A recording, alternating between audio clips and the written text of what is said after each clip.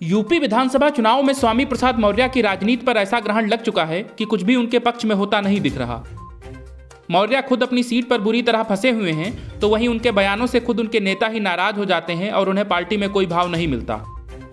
अब ताजा मामले में लखनऊ के मलिहाबाद विधानसभा क्षेत्र में मौर्य की रैली में समाजवादी पार्टी के 2 नेता और उनके समर्थक मंच पर ही आपस में भिड़ गए और जमकर जूतम पैजार की। इस घटना के बाद स्वामी प्रसाद मौर्य की खूब किरकिरी हो रही है। खुद को बहुत बड़ा नेता बताने वाले मौर्य अपनी ही पार्टी के 2 नेताओं को नहीं संभाल पाए और उनके सामने ही बीच रैली में जमकर धक्का मुक्की चली। गौरतलब है कि उत्तर प्रदेश विधानसभा चुनाव के चौथे चरण में 23 फरवरी को लखनऊ की सभी विधानसभा सीटों पर मतदान होना है। इस चरण में प्रदेश के 9 जिलों की 60 विधानसभा सीटों पर वोट डाले जाएंगे।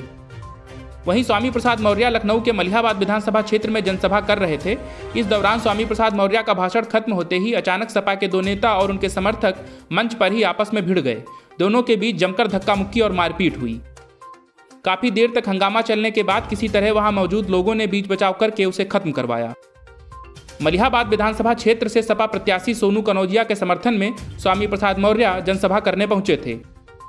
वहीं इस जनसभा में भी मौर्य ने अपना पुराना राग फिर गाया और जात का खेल खेलने की कोशिश की।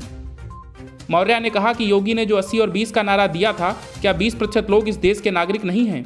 आज़ादी की लड़ाई में राम प्रसाद बिस्मिल अशफाकुल्ला खान ने अपनी शहादत नहीं दी है? क्या देश आज़ाद होने के बाद इनकी औलादें भाई देश में नहीं रह रहे हैं?